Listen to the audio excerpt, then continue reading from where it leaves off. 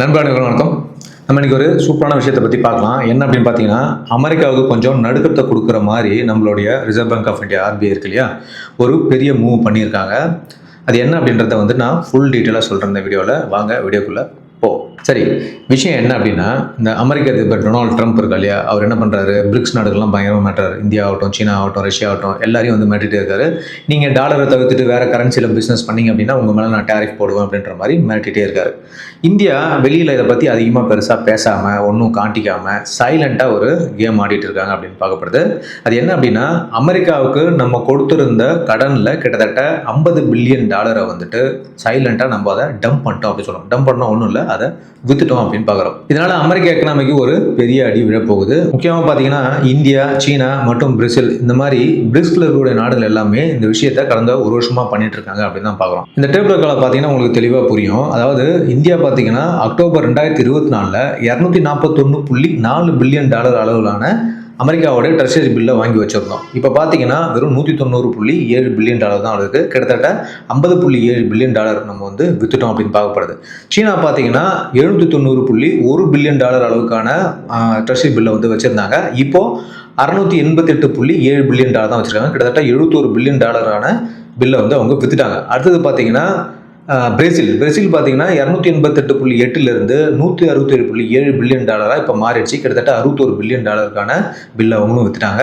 Japan பொறுத்த வரைக்கும் Japan பார்த்தீங்கன்னா அமெரிக்காவோட அதிகமாக கடன் கொடுத்த நாடுன்றதுனால அவங்க 1100 பில்லியன்லேருந்து 1200 அவங்க மாற்றிருக்காங்க. ஸோ இவங்க யூட்டிலைஸ் பண்ணிக்காம பார்க்கப்படுது. கிட்டத்தட்ட $100 பில்லியன் அதுக்கான ட்ரெஷரி பில்லை அமெரிக்கா கிட்ட ஜப்பான் வாங்கியிருக்கு அப்படின்னு பார்க்கணும். பொதுவாக பார்த்தீங்கன்னா ஜப்பான் கடனை அவங்களுக்கு கொடுத்துருக்கு. ஸோ இந்த விஷயத்தில் என்ன தெரியுது அப்படின்னா, இந்த பிரிக்ஸ் நாடுகள்லாம் கொஞ்சம் கொஞ்சமாக வித்துட்டு வராங்க அப்படின்னு பார்க்குறோம். இந்த 50.7 பில்லியன் மதிப்பிலான அமெரிக்க பத்திரங்களை வித்தது கடந்த 4 ஆண்டுகளில் இந்தியா விற்காத அளவுக்கான ஒரு பெரிய மாற்றம் அப்படின்னு பார்க்குறோம்.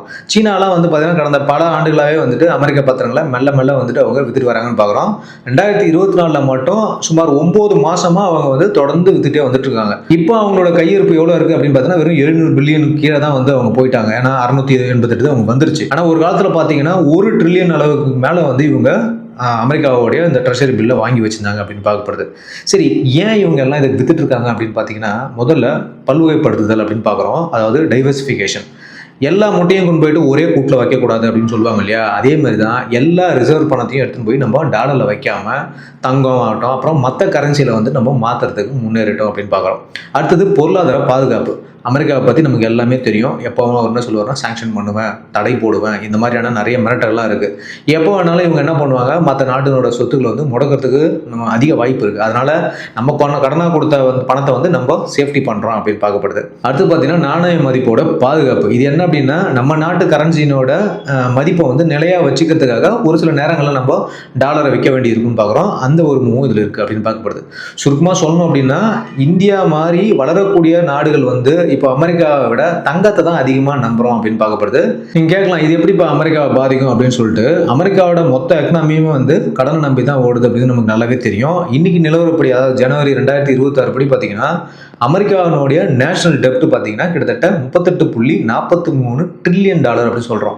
அதாவது 38,43,000 கோடி அமௌண்ட் என்னவோ அந்த அமௌண்ட் தான் அவங்க கடனாக இருக்குது. அதாவது ஒவ்வொரு வினாடிக்கும் பார்த்தீங்கன்னா அமெரிக்காவினுடைய கடன் சுமார் $70,000 ஏறுது. அதாவது நம்ம நாட்டு மதிப்படி 63 லட்சமாக மாறுது ஒவ்வொரு வினாடிக்கு மாறுது. என்ன ரீசன்னா, ஒன்று அவங்க வாங்குறாங்க, இல்லைன்னா அந்த வட்டி ஏறிக்கிட்டே போகுது அப்படின்னு அர்த்தம்.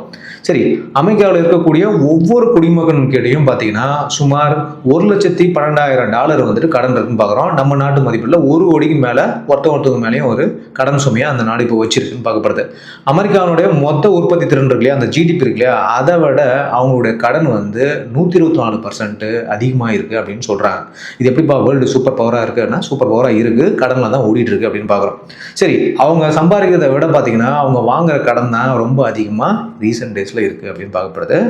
அவங்க கடன் வாங்கும்போது என்ன பண்ணுவாங்க அப்படின்னா, நான் ஏற்கனவே சொன்ன மாதிரி இந்த ட்ரெஷரி பில் அப்படின்னு சொல்லிட்டு ஒரு பேப்பர் வந்து தருவாங்க.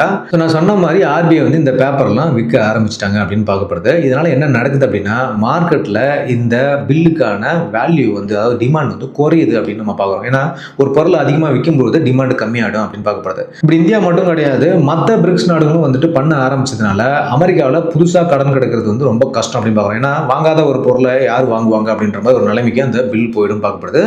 அப்படியே கிடைச்சதுனாலும் பார்த்தீங்கன்னா அதிக வட்டிக்கு தான் வந்து அதை வாங்குறதுக்கு எல்லாரும் முன் வருவாங்க அப்படின்னு பார்க்குறோம். டாலருக்கான தேவை வந்துட்டு குறையும் போது சர்வதேச சந்தையில் டாலருடைய மதிப்பு வந்துட்டு கொஞ்சம் கொஞ்சமாக வீழ்ச்சி அடைய தொடங்கும் அப்படின்னு பார்க்குறோம். அமெரிக்க டாலர் வந்து பலவீனம் ஆச்சு அப்படின்னா அந்த நாட்டினுடைய இறக்குமதி செய்யப்படும் பொருட்கள் வந்து விலை அதிகமாகும் பார்க்கணும். ஏற்கனவே அவங்க எல்லா நாட்டினோட மேலே டேரிஃப் போட்டு இன்னும் அதிகமாக தான் வந்துட்டு ஆயிட்டு இருக்குன்னு பார்க்கப்படுது. இந்த ஒரு விஷயம் வந்துச்சுன்னா இன்னுமே அங்கே விலை அதிகமாகும். விலை அதிகமாகச்சு அப்படின்னா இன்ஃப்ளேஷன் ஜாஸ்தி ஆகிடும் அப்படின்னு பார்க்குறோம். ஒரு நாடு வெறும் 50 பில்லியன் வித்துச்சு அப்படின்னா அது எப்படி அமெரிக்கா மாதிரி ஒரு நாட்டுக்கு வந்துட்டு பெரிய பாதிப்பை உண்டாகும் அப்படின்னு நினைக்கலாம். ஆனால் இந்தியா மாதிரியான ஒரு நம்பிக்கையான நாடு விற்கிறது அப்படின்றது மற்ற நாடுகளுக்கு வந்து ஒரு பயத்தை ஆரம்பிக்கும் அப்படின்னு பார்க்கப்படுது. ஏன்னா இந்தியா வந்து உலக லெவலில் ஒரு ட்ரஸ்டபிள் பார்ட்னராக இருக்குது. ஓகே, இந்த நாடே விற்கிது அப்படின்னா இதர நாடுகளும் விற்கிறதுக்கு முன் வந்துருவாங்க அப்படின்னு பார்க்குறோம். இது வந்து அமெரிக்கா பொருளாதாரத்துக்கு ஒரு செயின் ரியாக்ஷன் மாதிரி பாதிப்பையும் தரும். இது என்னப்பா நீ இப்படி சொல்கிற, இது மாதிரி ஏற்கனவே நடந்திருக்காங்க அப்படின்னா கண்டிப்பாக நடந்திருக்கு அமெரிக்காவில். அதாவது 1971 நிக்சன் ஷாக் அப்படின்னு சொல்கிறாங்க. நிக்சன்றவர் அப்போ அங்கே இருந்த ஒரு பிரசிடென்ட்டு.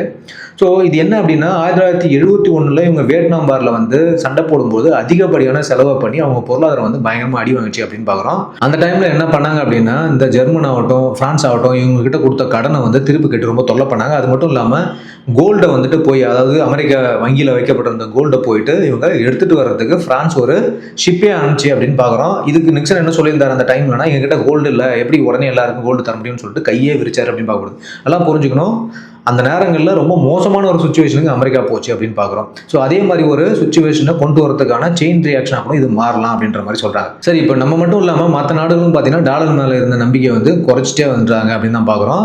நம்ம ஆர்பிஐ என்ன பண்ணுறாங்கன்னா ஒரு மாஸ்டர் ஸ்டாக்கை பண்ணியிருக்காங்க. அது என்னன்னா நம்ம டாலர் மேலே சேமித்து வச்சுக்கிறதுக்கு பதிலாக தங்கத்து மேலே இன்வெஸ்ட் பண்ணலாம் அப்படின்ற மாதிரி அவங்க முடிவு பண்ணிட்டாங்க. வெளிநாட்டில் இருந்தக்கூடிய நம்மளுடைய தங்கம் எல்லாம் இப்போ இந்தியாவுக்கே கொண்டு வந்துட்டோம் அப்படின்ற மாதிரி சொல்கிறாங்க. தங்கம் எப்போவுமே வந்துட்டு ஒரு சேஃப்டியான இன்வெஸ்ட்மெண்ட் தான். டாலர் மாதிரி வந்து அது சரியாது அப்படின்னு பார்க்குறோம். ஏன்னா தங்கத்தோட விலை ஏறிக்கிட்டே தான் போகுது, ஒரு நாள் அது கீழே இறங்குறது கிடையாது. இந்த வருஷம் பார்த்தீங்கன்னா அந்த 2026 ஆரம்பத்தில் வந்திருக்கக்கூடிய கணக்குப்படி பார்த்தீங்கன்னா இந்தியா கிட்டத்தட்ட மொத்தமாக 880 மெட்ரிக் டன்களுக்கும் அதிகமான தங்கத்தை வந்து கையிருப்பு வச்சிருக்குன்னு பார்க்குறோம். கடந்த ஒரு வருஷத்தில் மட்டும் லண்டன் பேங்க்லேருந்து நம்ம அதிகப்படியான தங்கத்தை இந்தியாவுக்கு கொண்டு வந்திருக்கோம். 2024 மே மாதத்தில் ஒரு 100 மெட்ரிக் டன் அளவிலான தங்கத்தை நம்ம இங்கே கொண்டு வந்தோம். அடுத்து 2024 அக்டோபர் வாக்கில் பார்த்தீங்கன்னா இன்னொரு 102 மெட்ரிக் டன் தங்கத்தை வந்துட்டு இந்தியா கொண்டு வந்தோம். இப்போ 2026 நிலப்படி பார்த்தோம் அப்படின்னா நம்ம கிட்ட இருக்கிற மொத்த தங்கத்தில் சுமார் 885 880 டன்கள் வந்துட்டு கிட்டத்தட்ட 60% மேலே கோல்டு வந்து பார்த்தீங்கன்னா இந்திய மண்ணில் தான் இருக்குது அப்படின்னு பார்க்குறோம். அதாவது எல்லாமே ஆர்பிஐயோட ரிசர்வில் வச்சிருக்கோன்னு பார்க்குறோம். இன்னும் கிட்டத்தட்ட ஒரு 30% தங்கம் வந்து லண்டன் மற்றும் இந்த சுவிட்சர்லாந்து பேங்க்ல வந்துட்டு நம்ம வச்சிருக்கோம். ஆனால் முன்னாடிக்கும் இப்பயும் கம்பேர் பண்ணும்போது கிட்டத்தட்ட 50% முன்னாடிலாம் இருந்துச்சு. இப்போ அதை நம்ம மாற்றிட்டோம் அப்படின்னு பார்க்கப்படுது. சரி, நீங்கள் உடனே நினைக்கலாம் ஏன்பா நம்ம சொத்து எதுக்கு அடுத்தவங்க வீட்டில் இருக்கணும் அப்படின்னு சொல்லிட்டு. ஆனால் இதில் ஒரு விஷயம் இருக்குது. அதாவது பழைய பிளட்ஜை வந்து நம்ம பண்ணி வச்சிருந்தோம். அதாவது 1991 இந்தியாவில் ஒரு கிரைசிஸ் வந்துச்சு. அதாவது இந்தியாவுடைய பொருளாதாரம் பார்த்தீங்கன்னா மிகப்பெரிய ஒரு நெருக்கடிக்கு வந்துச்சு அப்படின்னு பார்க்குறோம். அப்போ நம்ம கையில் காசு இல்லாமல் கஷ்டப்பட்ட போது நம்மளுடைய காசு தேவைக்காக தங்கத்தை கொண்டு போய் நம்ம அடமானமாக இந்த லண்டன் மற்றும் சுவிஸ் பேங்க்கில் வச்சு கடன் வாங்கணும் அப்படின்னு பார்க்குறோம். அப்புறம் கடனை அடைச்சிட்டு பாதுகாப்பு சம்பந்தமாக அதாவது அங்கே இருந்தால் சேஃப்டியாக இருக்கும் அப்படின்னு சொல்லிட்டு நம்ம அங்கேயே வச்சுட்டோம் பார்க்கப்படுது. ரெண்டாவது வந்து குளோபல் ட்ரேடிங். அதாவது சர்வதேச சந்தையில் பார்த்தீங்கன்னா தங்கத்தை வந்துட்டு இம்மீடியட்டாக விற்கிறது, அதாவது பெரிய அளவிலான தங்கத்தை இம்மீடியட்டாக நம்ம விற்கிறதுக்கு பார்த்தீங்கன்னா இந்த லண்டன் தான் வந்து ஒரு ஹப்பாகவே செயல்படுது அப்படின்னு பார்க்குறோம். ஸோ அங்கே அது இருக்கிறதுனால இதை ஈஸியாக நம்ம பிஸ்னஸ் பண்ணிக்கலாம் அப்படின்ற ஒரு காரணத்துக்காக அவங்க வச்சுருந்தாங்க. அதுக்கு அடுத்தது மூணாவது விஷயம் என்னென்னா சேஃப்டி. ஒரே இடத்துல எல்லாத்தையும் வைக்காம அங்கங்கே கொஞ்சம் நம்ம வந்து பிரித்து வச்சுக்கிறது நமக்கு நல்லது அப்படின்னு சொல்லிட்டு லண்டனில் கொஞ்சம், சுவிட்சர்லாந்தில் கொஞ்சம், இந்தியாவில் கொஞ்சம் நம்ம வச்சுருந்தோம். சரி, இப்போ ஏன் அள்ளிட்டு வரோம் அப்படின்னு பார்த்தீங்கன்னா முதல் விஷயம் கெத்து காட்டுறது. அதாவது 1991 நாங்கள் கஷ்டப்பட்டுட்டு இருந்தோம், அவங்க நாட்டில் கொண்டு வந்து நாங்கள் அடமானம் வச்சோம், இப்போ எங்களுடைய பொருளாதாரம் சூப்பராக வந்திருக்கு, அதனால நாங்கள் தங்கத்தை மீட்டுட்டு வரோம் அப்படின்ற மாதிரி நம்ம நாடு வந்து ஒரு கெத்து காட்டுச்சு. எப்படி நம்ம வீட்டில் இருக்கிறவங்களாம் காசு இல்லை அப்படின்னா அடமானம் வச்சுட்டு அது காசு வரும்போது மூட்டுட்டு வரமோ அதே ஒரு விஷயத்தை தான் வந்து இப்போ இந்தியா பண்ணியிருக்கு அப்படின்னு பார்க்குறோம். அதுக்கடுத்தது பாதுகாப்பு பயம். இது நம்ம கண்டிப்பாக இங்கே செக் பண்ண வேண்டிய விஷயம் தான். ஏன்னா இந்த உக்ரைன் ரஷ்யா வாரில் நம்ம வந்து இதை தெளிவாக தெரிஞ்சிருப்போம். ரஷ்யாவோட சொத்துக்களை வந்துட்டு இவங்க என்ன பண்ணிட்டாங்கன்னா தெளிவாக முடக்கிட்டு அதில் வரக்கூடிய வருமானத்தை எடுத்து உக்ரைனுக்கு செலவு பண்ணாங்கன்னு பார்க்கப்படுது. ரஷ்யாவோட எல்லா அசட்டுமே வந்து இந்த யூரோப்பியன் யூனியன் வந்து ஃப்ரீஸ் பண்ணி வச்சிருக்காங்க. சரி, ஒருவேளை இந்த விஷயம் நமக்கும் நடந்துடக்கூடாது அப்படின்ற ஒரு காரணத்துக்காக தான் ஒரு பர்டிகுலர் அளவான தங்கத்தை வந்து இந்தியாவில் நம்ம கொண்டு வந்துட்டோம் பார்க்கப்படுது. ரெண்டாவது வாடகை மிச்சம் அப்படின்னு சொல்கிறோம். அதாவது லண்டன் மாதிரியான பேங்க்கில் இருக்கக்கூடிய லாக்கரில் நம்ம வந்து வச்சுருக்கோம் அப்படின்னா அதுக்கு அதிகப்படியான நம்ம வந்து ஃபீஸ் கட்ட வேண்டியிருக்கும். ஸ்டோரேஜ் சார்ஜஸ்ன்னு சொல்லிட்டு அவங்க போடுவாங்க. அந்த சார்ஜஸ் வந்து நம்ம கட்ட வேண்டியிருக்கும். அந்த சார்ஜஸை வந்துட்டு கம்மி பண்ணுறதுக்கும் இது உதவும் அப்படின்னு பார்க்கப்படுது. சரி, இப்போது டாலருக்கு முன்னாடி இந்திய ரூபாய் மதிப்பு குறையுது அப்படின்னு நீங்கள் வந்து கேட்கலாம். இது தப்பு இல்லையான்னு நீங்கள் நினைக்கலாம். ஆக்சுவலாக பார்த்தீங்கன்னா ஆர்பிஐ நினச்சிது அப்படின்னா ரூபாயோட மதிப்பை எப்படி வேணாலும் ஏற்ற முடியும் அப்படின்னு பார்க்குறோம். ஆனால் அவங்க அப்படி பண்ணலை. ஏன்னா ரூபாய் மதிப்பு குறைவாக இருந்துச்சு அப்படின்னா நம்ம ஊரில் இருந்த பொருட்களை வெளிநாட்டுக்கு அனுப்பும்பொழுது நமக்கு லாபம் அதிகமாக கிடைக்கும். அதனால தான் நம்மளோட எக்ஸ்போர்ட் வந்து பார்த்தீங்கன்னா இப்போ 20% வரைக்கும் அதிகமாக இருக்குது அப்படின்னு பார்க்குறோம். நீங்கள் உடனே சொல்லலாம், அப்போ நம்ம இம்போர்ட் பண்ணுறோம் அப்போ அதிகமாகுமானா கண்டிப்பாக அதிகமாகும். ஆனால் நம்ம இம்போர்ட்டோட எக்ஸ்போர்ட்டில் அதிக கவனம் செலுத்துகிறோம் அப்படின்னு பார்க்கப்படுது. சரி, எதுக்கு நம்ம இதை வித்துட்டு இருக்கோம் அப்படின்னு பார்த்தீங்கன்னா அமெரிக்கா வந்து இப்போ டாலரை வந்து அதிகமாக ஒரு ஆயுதமாக யூஸ் பண்ணுறது நமக்கு நல்லாவே தெரியும். உன் சொத்தை முடக்கிடுவேன் அப்படின்ற மாதிரிலாம் அடிக்கடி மிரட்டுறாங்க. ரஷ்யாவுக்கு நடந்த விஷயம் நாளைக்கு நமக்கே நடக்கிறதுக்கான வாய்ப்பு அதிகமாக இருக்குது. ஸோ இந்த ஒரு விஷயத்துலேருந்து நம்ம சேவ் பண்ணிக்கணுன்றதுக்காக நம்ம வந்து இதை விற்கிறோம் அப்படின்னு பார்க்குறது. அதனால தான் ஆர்பிஐ இப்போ அமெரிக்கா மேலே இருக்கிற எல்லா டிபெண்டன்ஸையும் வந்து குறைச்சிட்டு வராங்க அப்படின்னு பார்க்குறோம். நம்மளை நம்ம ஸ்ட்ராங் பண்ணிக்கணும் அப்படின்றது தான் இங்கே முக்கியமான விஷயமா நம்ம பார்க்குறோம். ஓகே மக்களே, ஸோ நீங்கள் நினைக்கலாம் நான் ஏற்கனவே சொன்ன மாதிரி வெறும் 50 பில்லியன் அளவுக்கான கடன் நம்ம வந்து விற்றோம்னாக்கா அமெரிக்காவுக்கு பாதிப்பு ஏற்படுமா, ஏன்னா ஜப்பான்லாம் அங்கே இன்வெஸ்ட் பண்ணுறாங்கல்ல அப்படின்னு நினைக்கலாம். கண்டிப்பாக அது அப்படி கிடையாது. பிரிக்ஸ் கூட்டணின்றது வந்து மிகப்பெரிய ஒரு கூட்டணி. ஸோ கிட்டத்தட்ட 60% பாப்புலேஷன் இந்த நாடுகள் தான் இருக்காங்க உலகத்தோட பாப்புலேஷன்லேயே.